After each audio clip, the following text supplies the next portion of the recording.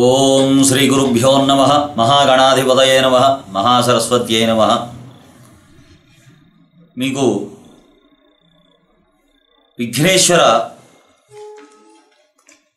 విఘ్నేశ్వరుని గురించి కథా ప్రారంభం. సిద్ధి వినాయక స్వామి వ్రత కథలో భాగంగా విఘ్నేశ్వరుని యొక్క కథ చెబుతున్నాను. మహాగణాధిపతయే నమః. మహాసరస్వత్యై నమః. హరి ఓం. సూత మహర్షి శౌనకాది మహర్షుల్ని ఉద్దేశించి చెబుతున్నారట.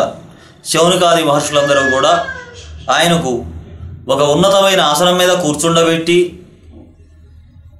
అర్ఘ్యపాద్యాదుల చేత పూజించి సూత మహర్షిని అడుగుతున్నారు, ఓ మహానుభావ, భాద్రపద శుద్ధ చవితి యొక్క ప్రాశస్త్యాన్ని గురించి చెప్పండి అని అడుగుతున్నారు.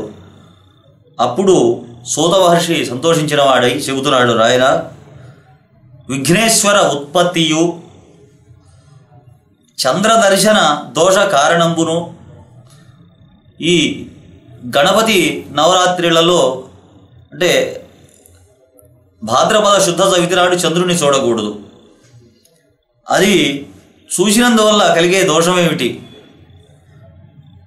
చంద్రదర్శన దోష కారణంబును తన్నివారణంబును. పొరపాటున చూసినట్లయితే దాని యొక్క నివారణ ఏమిటి అనేది మీకు చెబుతున్నాను, శ్రద్ధగా వినండి అని చెబుతున్నాడుట సూత మహర్షి.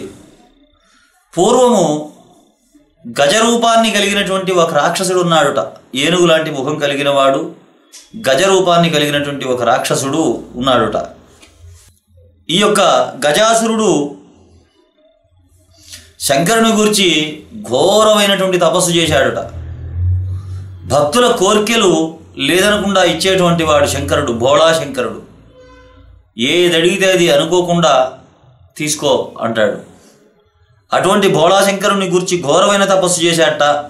అతనికి తపస్సుకి మెచ్చినటువంటి పరమేశ్వరుడు ప్రత్యక్షమై ఏదైనా వరం కోరుకున్నాయన అని అన్నాడట గజాసురుణ్ణి.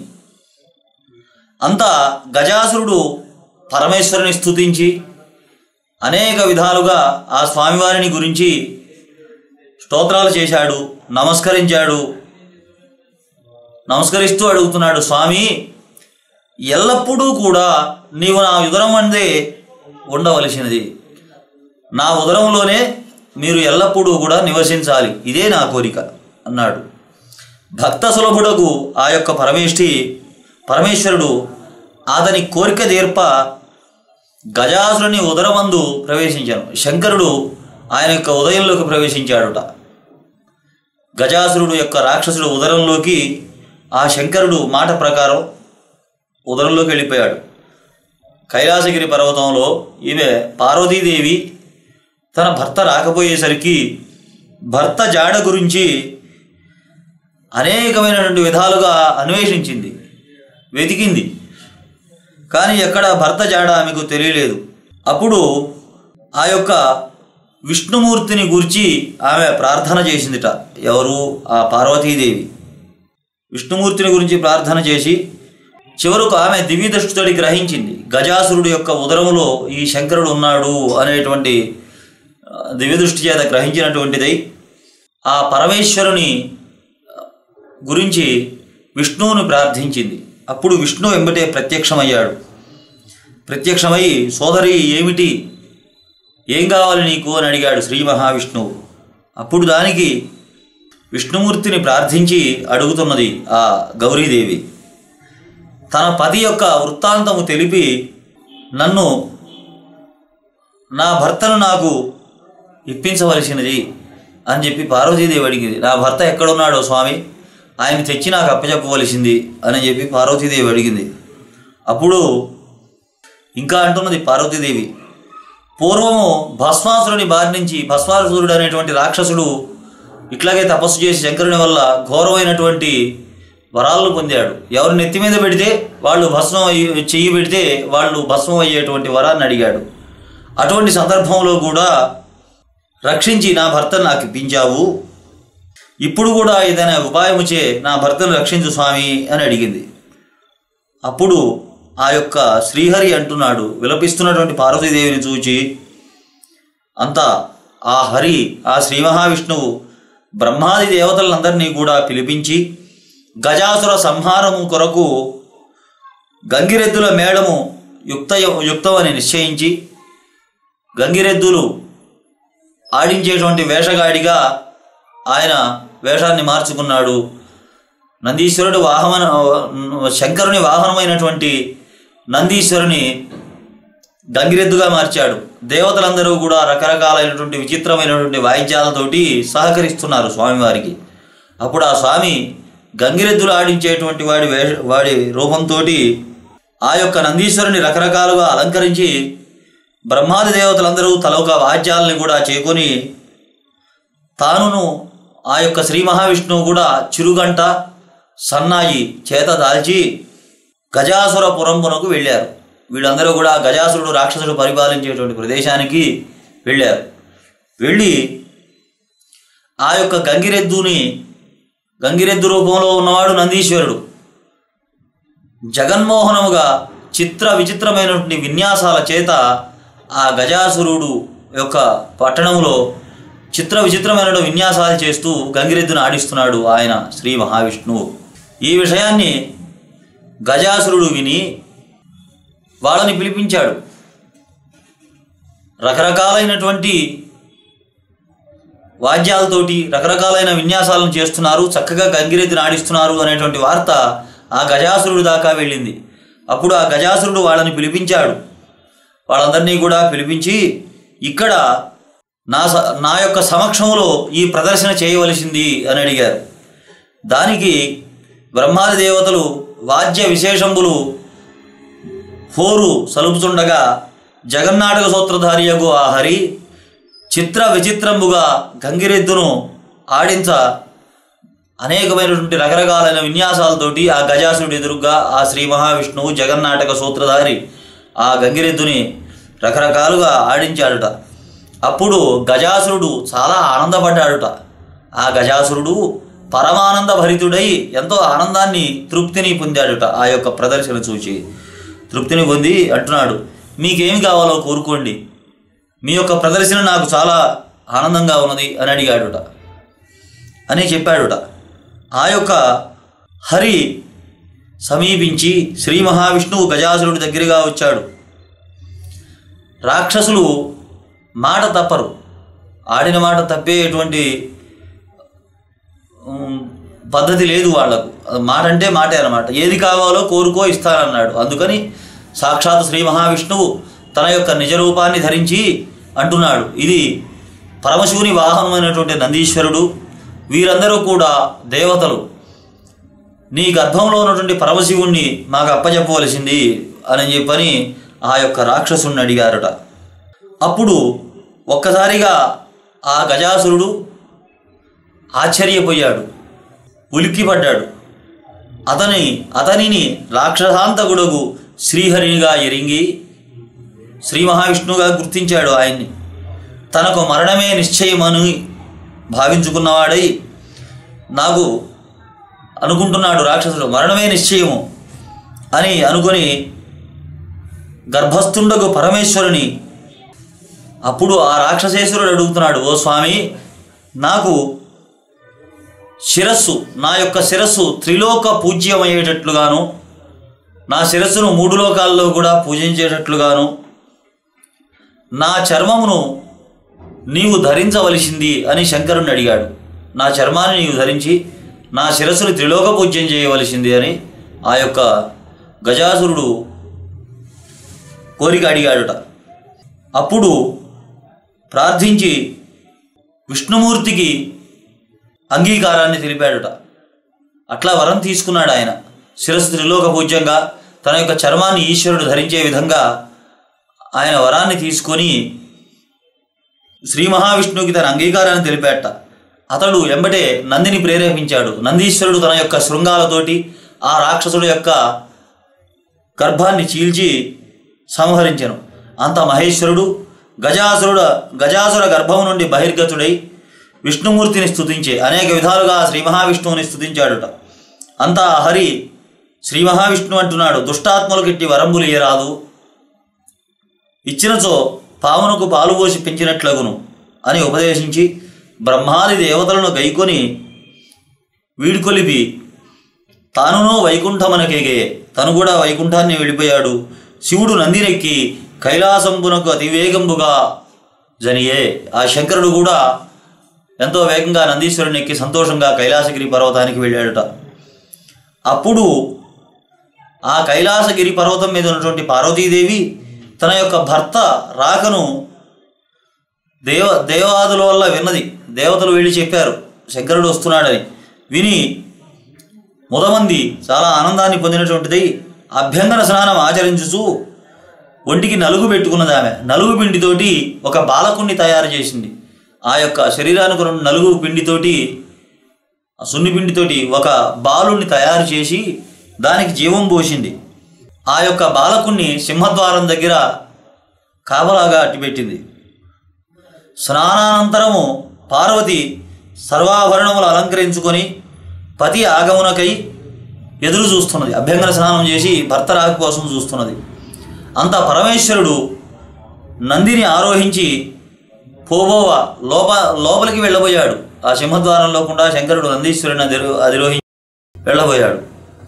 సింహద్వారం దగ్గర ఉన్నటువంటి బాలకుడు అడ్డగించాడు శంకరుణ్ణి. కోపావేశుండై ఎప్పుడైతే ఆ బాలకుడు అడ్డగించాడో ఆ శంకరుడు చెప్పాడు, నాయన నువ్వు పక్కకి తప్పుకో, నా దారి నన్ను పోని, నేనెవరో నీకు తెలియదు అన్నాడు.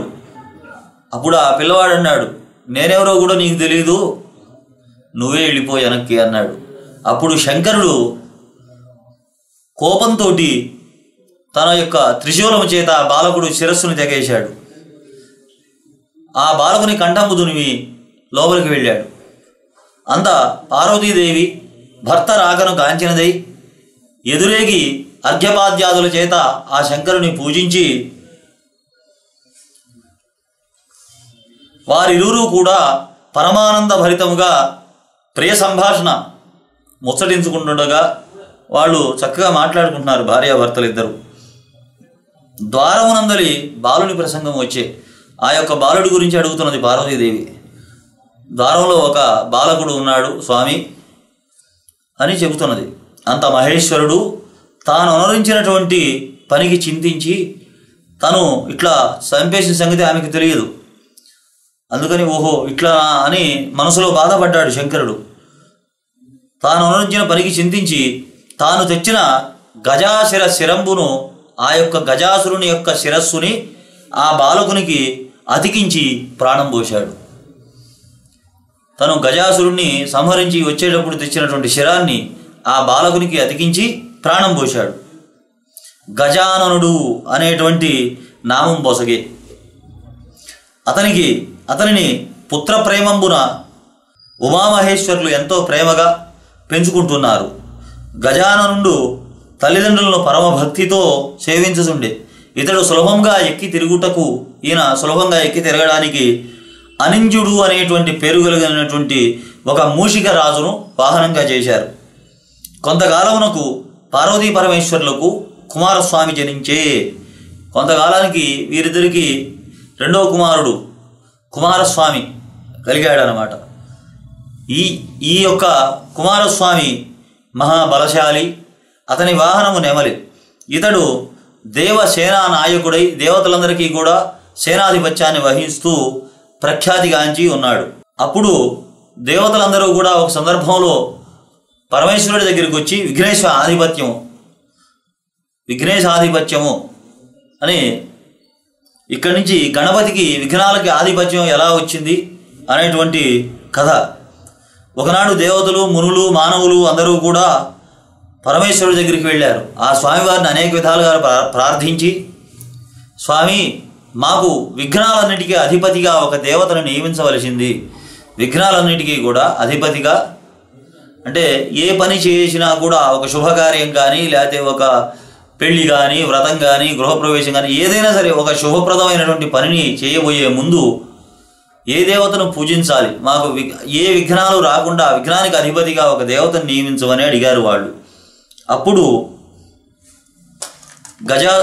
గజాననుడు గణపతి అంటున్నాడు స్వామివారు, తాను జ్యేష్ఠుణ్ణి, అంటే నేను పెద్దవాడిని కనుక ఆధిపత్యం నాకు ఇవ్వవలసింది అని అడుగుతున్నాడు.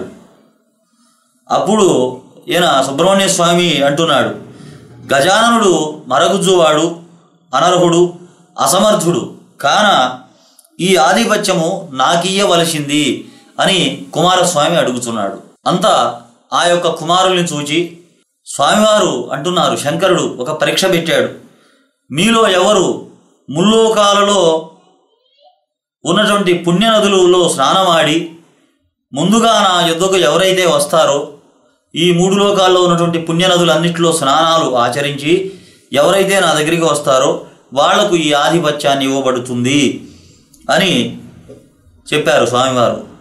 మహేశ్వరుడు ఇట్లా అన్నటువంటి సందర్భంలో సమ్మతించినటువంటి కుమారస్వామి నెమలి వాహనాన్ని ఎక్కి వాయువేగ మనోవేగాలతోటి వెళుతున్నాడు. అంతా గజాననుడు ఖిన్నుడై ఆ స్వామివారు గణపతి ఆయన ఎలుగునెక్కి ఎంత దూరం వెళతాడు, ఎట్లా ప్రదక్షిణాలు చేయగలుగుతాడు, 3 లోకాల్లో ఉన్న పుణ్యనదుల్లో స్నానాలు చేసి భూప్రదక్షిణం చేయలేడు కదా, అందుకని ఖిన్నుడైపోయాడు స్వామివారు.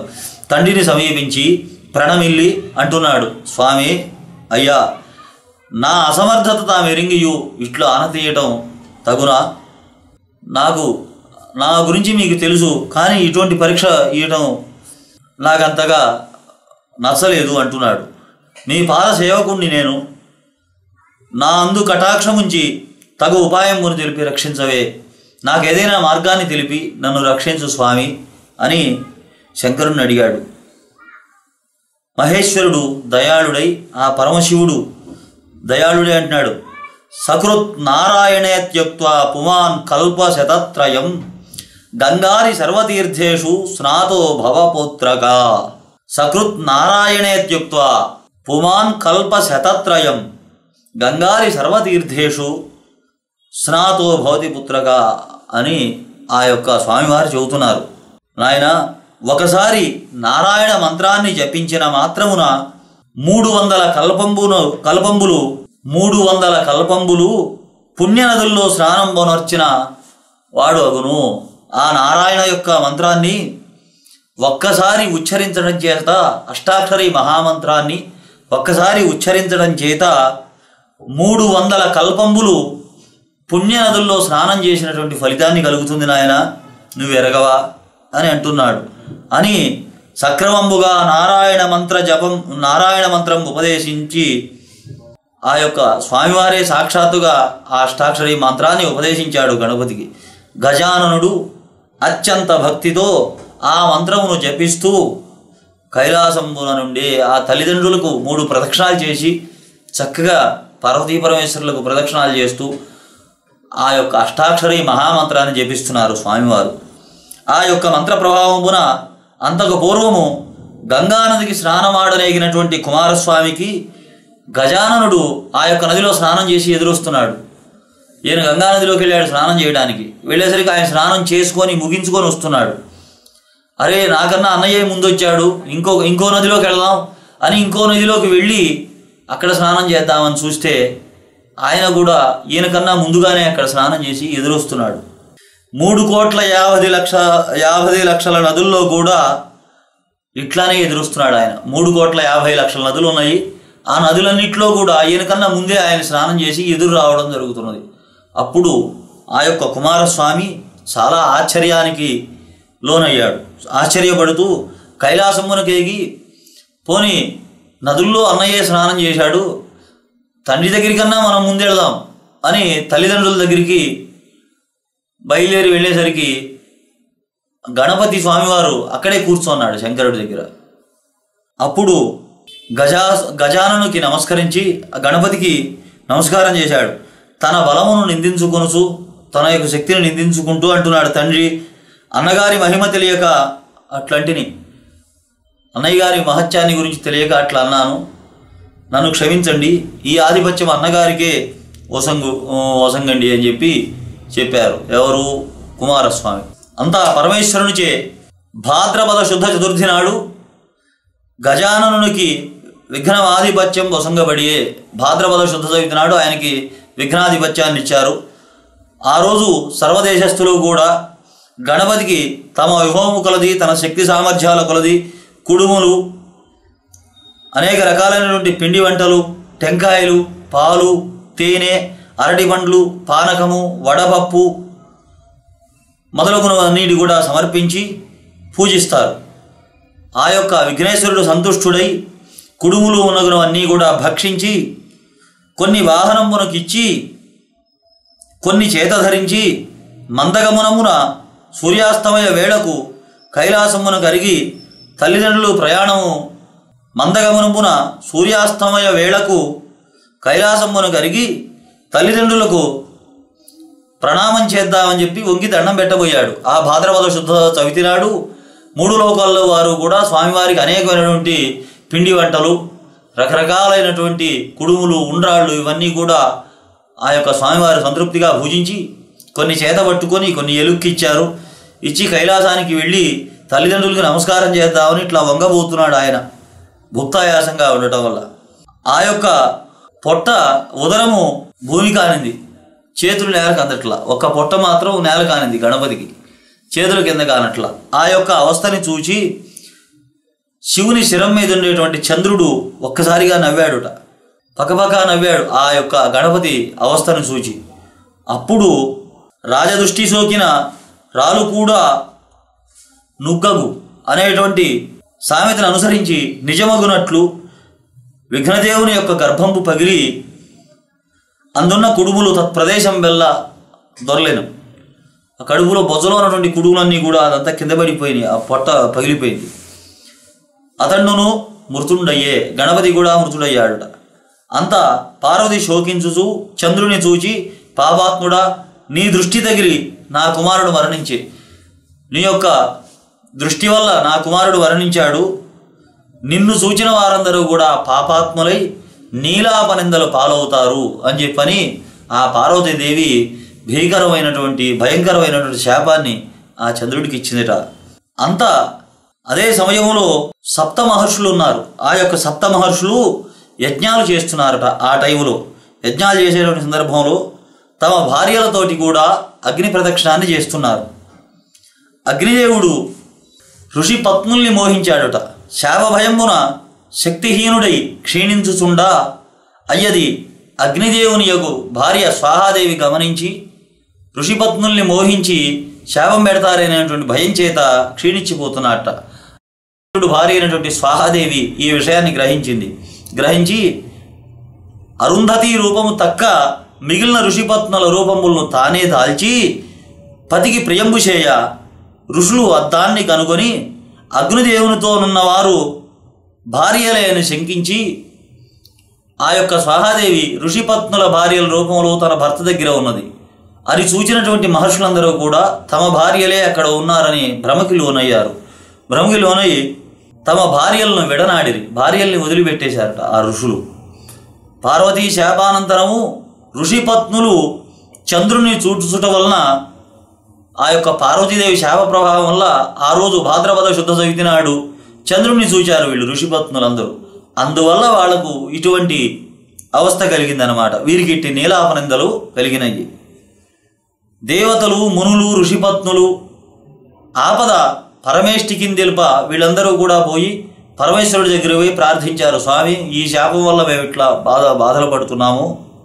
అతడు సర్వజ్ఞుడొకటచే, ఆ పరమశివుడు సర్వజ్ఞుడు కావటం చేత అగ్నిహోత్రుని భార్యయే ఋషిపత్నుల రూపంబు దాల్చి వచ్చుట తెలిపి, కాదు నాయన, వాళ్ళు మీ భార్యలు కాదు, అగ్నిదేవుడి భార్యయే ఆ రూపాలతోటి ఆయన దగ్గర ఉన్నది అని చెప్పి 7 ఋషులకందరికీ కూడా శంకరుడు సమాధానపరిచి వారితో కూడా బ్రహ్మ కైలాసంబును కేతించి ఉమామహేశ్వరులు సేవించి మృతుండై పడి ఉన్న విఘ్నేశ్వరుని బ్రతికించి ఎప్పుడైతే ఆ పరమశివుడు వాళ్ళందరి యొక్క బాధలన్నింటినీ తీర్చి అక్కడి నుంచి కైలాసానికి వెళ్ళారు.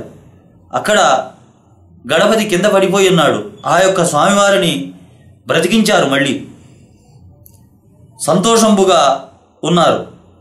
అంత దేవాదులందరూ కూడా దేవతలందరూ అంటున్నారు, ఓ దేవి పార్వతి, నీ వసంగిన శాపంబున లోకములకెల్లా కీడు వాటిల్లే, కాన దాన్ని ఉపసంహరించమని ప్రార్థించారు.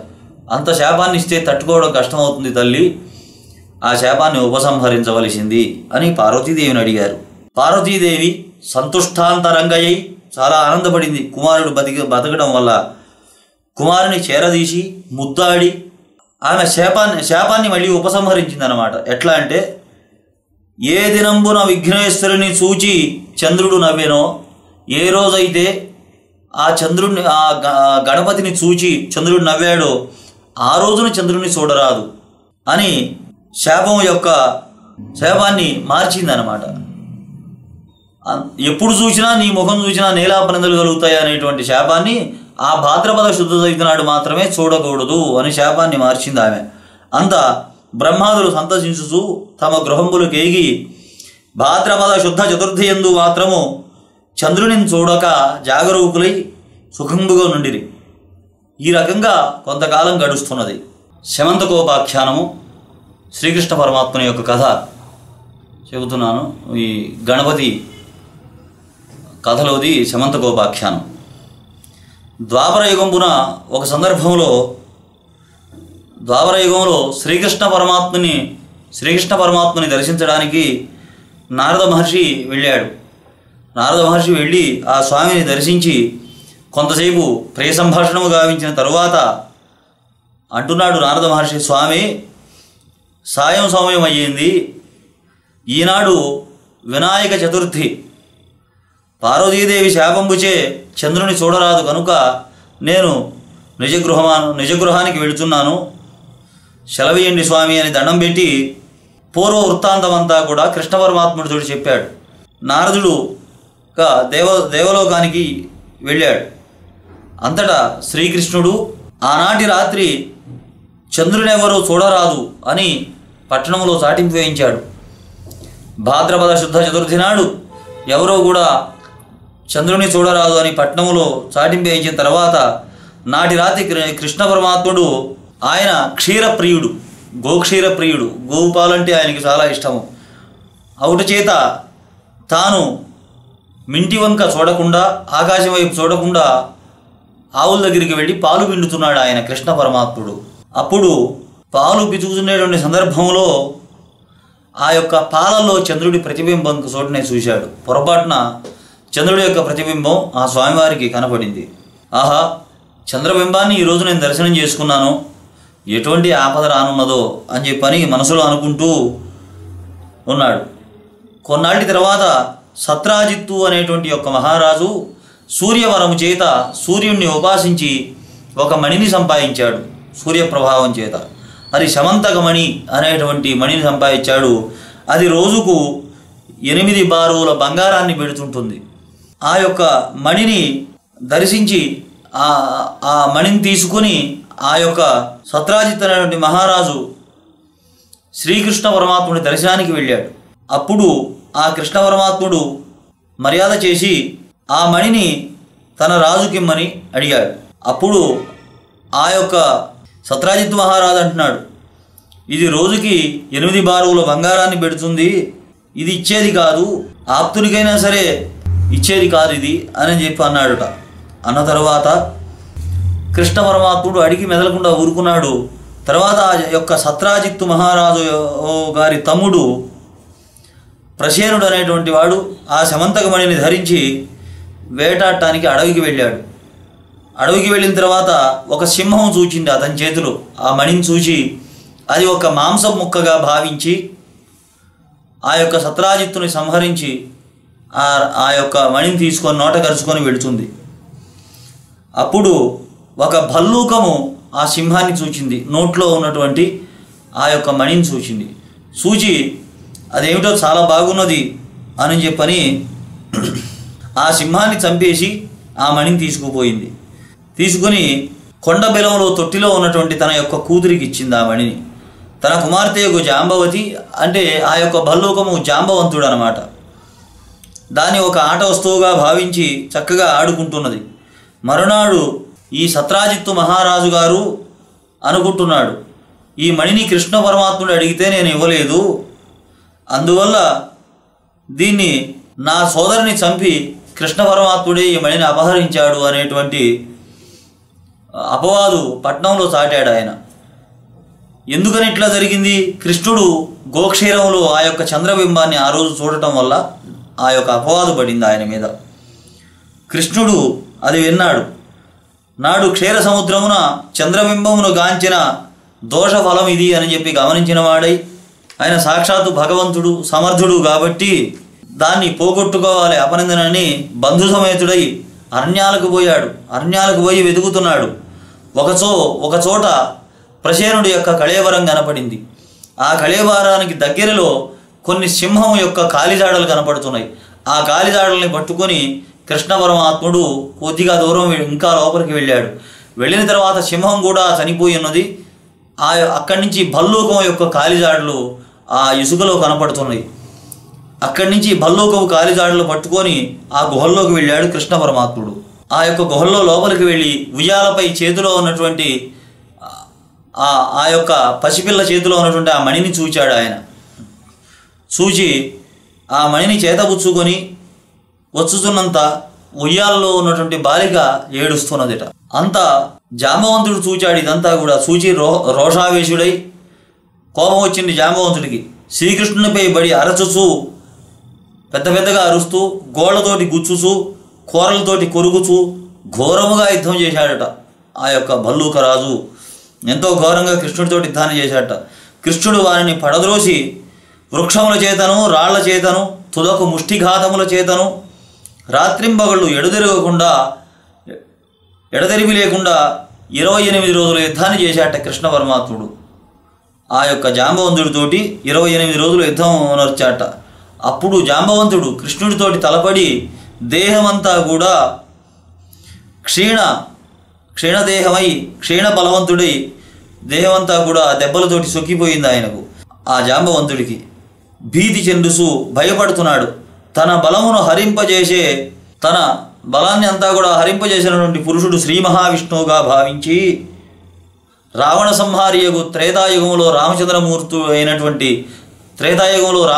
అయినటువంటి శ్రీ మహావిష్ణువుగా భావించినటువంటి ఆ యొక్క భల్లూకము అంటున్నది, దేవాదిదేవ ఆర్తజన భోష భక్తజన రక్ష, నిన్ను త్రేతాయుగంబున శ్రీరామచంద్రునిగా రావణాది దుష్ట రాక్షస సంహారణార్థమై అవతరించిన భక్తులను పాలించిన శ్రీరామచంద్రునిగా గుర్తించి తిని నిన్ను శ్రీరాముడిగా నేను గుర్తించాను మహానుభావ. ఆ కాలంబున ఆ యొక్క శ్రీరామచంద్రుడు అవతారంలో రామప్రభు అడిగారట అందరినీ, మీకేం కావాలి, ఏమి కావాలి, ఏ వరం కావాలని అడిగారట. అప్పుడు జాంబవంతుడి మీద ఉన్న వాత్సల్యంతో ఆయన్ని కూడా అడిగారట. అప్పుడు ఈయన అడిగారట నా బుద్ధిమాంద్యం చేత మీతో ద్వంద్వ యుద్ధము చేయవలననే కోరిక కలిగింది. ఆ రామచంద్ర ప్రభువుతోటి ద్వంద్వ యుద్ధం చేయాలనే ఆలోచన వచ్చిందిట. దాన్ని అడిగాడు ఆయన. కాలాంతరమున అది జరగగలదని సెలవిచ్చితిరి. ఈ జన్మలో కుదరదది, కాలాంతరములో సమయం వచ్చినప్పుడు జరుగుతుంది అని నాకు సెలవిచ్చారు మీరు. అది మొదలు మీ నామస్మరణ చేయుచు అనేక యుగములు గడుపుచూ ఇచట ఉండ ఇప్పుడు తాము నా నివాసమునకు దయచేసి నా కోరిక నెరవేర్చారు. నా శరీరం అంతయు శిథిలమైపోయింది. నా శరీరంలో ఉన్న ఓపికంతా కూడా తగ్గిపోయింది. ప్రాణములు కడబట్టి జీవితేచ్ఛ నశించినది. నా అపరాధాలన్నీ కూడా క్షమించి కాపాడు స్వామి అని ఆయన పాదాల మీద పడ్డాడు. నీకన్నా కూడా వేరు దిక్కు లేదు, అన్యథా శరణం నాస్తి త్వమేవ శరణం మమ అని ఆయన పాదాల మీద పడ్డాడు. అనుసు భీతిచే పరిపరి విధములా ప్రార్థింప ఆ కృష్ణ పరమాత్ముడు దయాళుడై జాంబవంతుని శరీరమంతయు తన హస్తమున నిమిరి ఆ యొక్క కృష్ణ పరమాత్ముడు దెబ్బలు తగినటువంటి శరీరాన్ని తన యొక్క హస్తంతో అట్లా నిమిరాడు. భయంబు బాబే ఆయనకున్నటువంటి భయాన్ని కూడా పోగొట్టాడు. అప్పుడు అంటున్నాడు, భల్లూకేశ్వర, శమంతకమణి సంహరించినట్లు నాపై ఆరోపింపబడినది కావున అపనింద బాపుకొనుటకు ఇట్లా వచ్చాను నాయన, కానీ ఆ మణిని నాకు ఇచ్చేసేయమని అడిగారు. అప్పుడు జాంబవంతుడు శ్రీకృష్ణునికి మణి సహితముగా తన కుమార్తె యొక్క జాంబవతిని కూడా కానుగ్గా ఇచ్చాడు. ఆ యొక్క భల్లూకరాజు తన కుమార్తె అయినటువంటి జాంబవతిని ఆ యొక్క శమంతకమణిని ఇద్దరిని కూడా శ్రీకృష్ణునికి ఇచ్చారు. జాంబవతినిచ్చి వివాహం చేశాడు ఆయన. అంత తన ఆలస్యమునకు పరితదంబించు బంధుమిత్ర సైన్యములకు ఆనందము కలిగించి కన్యారత్నముతోనూ మణితోనూ శ్రీకృష్ణుడు పురంబు చేరి సత్రాజిత్తును రావించి పిన్న పెద్దలందరినీ కూడా చేర్చి యావత్ వృత్తాంతాన్ని అంతా కూడా ఆ యొక్క సత్రాజిత్తు మహారాజుకు చెప్పి శమంతకమణి ఒసగి సంతోషపరిచాడు. అప్పుడు ఆ యొక్క సత్రాజిత్తు మహారాజు గారు తను ఈ రకంగా భగవంతుడైనటువంటి కృష్ణ పరమాత్ముడి మీద ఈ రకమైనటువంటి ప్రచారాన్ని నేను చేశాను అని చెప్పని చాలా లేనిపోని నిందమోపి అనేకమైన పాపాన్ని మూటగట్టుకున్నాను అని బాధపడినటువంటి ఆ యొక్క సత్రాజిత్తు మహారాజు గారు మణి సహితంగా ఆ యొక్క మణిని కృష్ణ పరమాత్ముడికి ఇచ్చేశాడు. మణితోటి పాటుగా తన కూతురైనటువంటి సత్యభామను కూడా వివాహం చేశాడు. సత్యభామని కూడా ఇచ్చి శ్రీకృష్ణునికి వివాహం చేశాడు. చేసి తన తప్పుని క్షమించమని కృష్ణ పరమాత్ముడి పాదాల మీద పడి వేడుకున్నాడు. కృష్ణుడు సత్యభామను గైకొని మణి వలదని మరలా ఇచ్చివేశాను. మణి నాకు వద్దులే అని చెప్పని ఆయన ఆయనకి ఇచ్చివేశాట. కృష్ణుడు శుభముహూర్తమున జాంబవతి సత్యభామలను పరిణయం బాడ అచ్చడికి వచ్చినటువంటి దేవాదులు మునులు అందరూ కూడా స్తుతించి, మీరు సమర్థులు కనుక కృష్ణ పరమాత్ముడు అంటున్నారు, దైవస్వరూపులు శక్తివంతులు కాబట్టి మీరు ఆ నీలాపనందల్ని బాపుకున్నారు, మాకు అలాంటి పరిస్థితి వస్తే ఏమిటి స్వామి, మా గతి ఏమిటి అని కృష్ణ పరమాత్మని అడిగారు. అప్పుడు దయాళుడై ఆ యొక్క శ్రీకృష్ణ పరమాత్మ అంటున్నాడు, భాద్రపద శుద్ధ చతుర్థిని ప్రమాదవశంపున ఆ రోజు ఎవరైనా సరే పొరపాటున చంద్రదర్శనం కనుక కలిగినట్లయితే ఆనాడు గణపతిని యథావిధిగా పూజించి శమంతకమణి కథను విని అక్షతలు శిరంబున దాల్చినట్లయితే ఆ యొక్క నీలాపనిందలు పడకుండా ఉంటారు అని స్వామివారు ఆ యొక్క శాపాన్ని మార్చేశారు కృష్ణ పరమాత్ముడు అని ఆనతీయగా దేవాదులందరూ కూడా సందర్శించి నివాసంబుల కరిగి ప్రతి సంవత్సరమున భాద్రపద శుద్ధ చతుర్థి యందు దేవతలు మహర్షులు మానవులు మున్నగు వారందరూ కూడా తమ తమ విభవముల కొలది గణపతిని పూజించి అభీష్ట సిద్ధి గాంచుచు సుఖంబుగా ఉండిరి. శాపమోక్ష ప్రకారంబున శౌనకాది మునులకు సూత మహర్షి చెప్పి వారిని వీడుకొని తన యొక్క నిజాశ్రమమున కలిగే సర్వే జనా సుఖినో భవంతు స్వస్తి ప్రజాభ్యః పరిపాలయంతాం న్యాయేన మార్గేణ మహీమహేషాః గోబ్రాహ్మణేభ్యః శుభమస్తు నిత్యం లోకా సమస్తా సుఖినో భవంతు. హరి ఓం తత్సత్.